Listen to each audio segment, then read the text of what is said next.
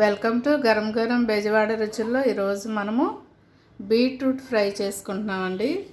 ఇట్లా బీట్రూట్ని పైన తోలు తీసేసి ఇది సన్న సన్న పీసులుగా కట్ చేసి పెట్టుకున్నాను నేను.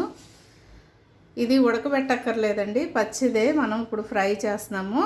ఫ్రై ఎలా చేయాలో చూద్దామండి.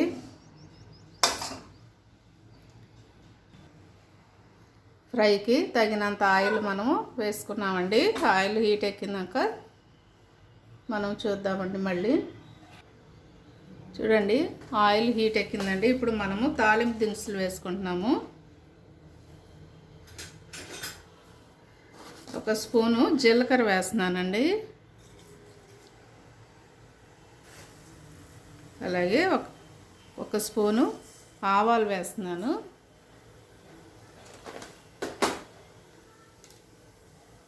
కొంచెం పచ్చిశనగపప్పు వేస్తున్నానండి. ఇవన్నీ కూడా దోరగా వేగిన తర్వాత మనం మళ్ళీ ఉల్లిపాయ ముక్కలు వేసుకుందాము, సన్న సన్నగా కట్ చేసినవి.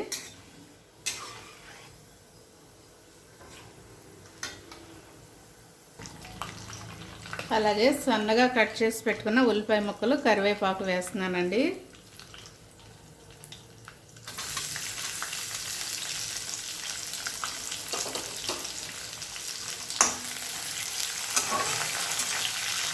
ఇవి కూడా చక్కగా దోరగా వేగేంత వరకు కూడా మనము మీడియంలో పెట్టుకొని స్టవ్ మనము ఫ్రై చేద్దామండి.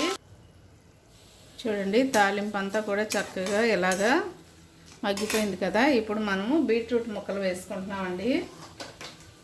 ఇదిగోండి, సన్నగా తరిగి పెట్టుకున్న బీట్రూట్ వేసుకుంటున్నాము.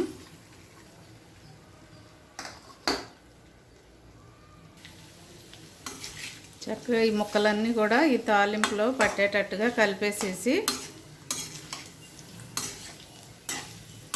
స్టవ్ మాత్రం ఫుల్ పెట్టొద్దండి, మీడియంలోనే పెట్టండి. ఎందుకంటే ఇవి నూనెలోనే మగ్గాలి, వాటర్ వేయకూడదు.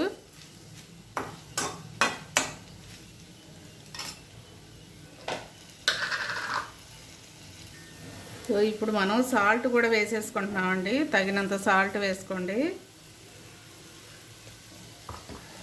సాల్ట్ కూడా వేసి ఒకసారి కలిపేసి మనం మూత పెట్టేద్దామండి. చక్కగా మగ్గిపోయిద్ది.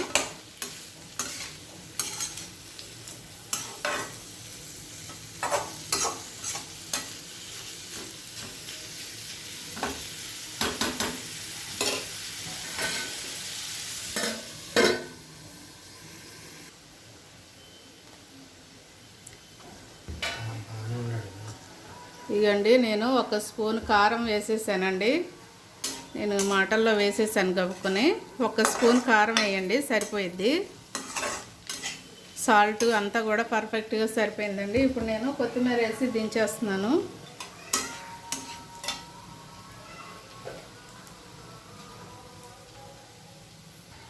నేను ఇప్పుడు కొత్తిమీర వేసేస్తున్నానండి.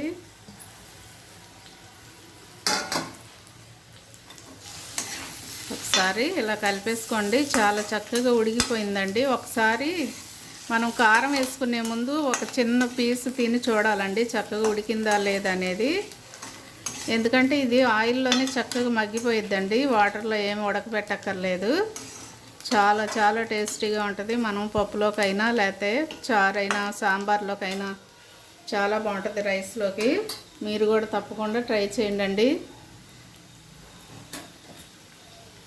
అలాగే మా ఛానల్ని మర్చిపోవద్దండి. సబ్స్క్రైబ్ చేయని వారు ఉంటే సబ్స్క్రైబ్ చేయండి, షేర్ చేయండి, లైక్ చేయండి. Thank you.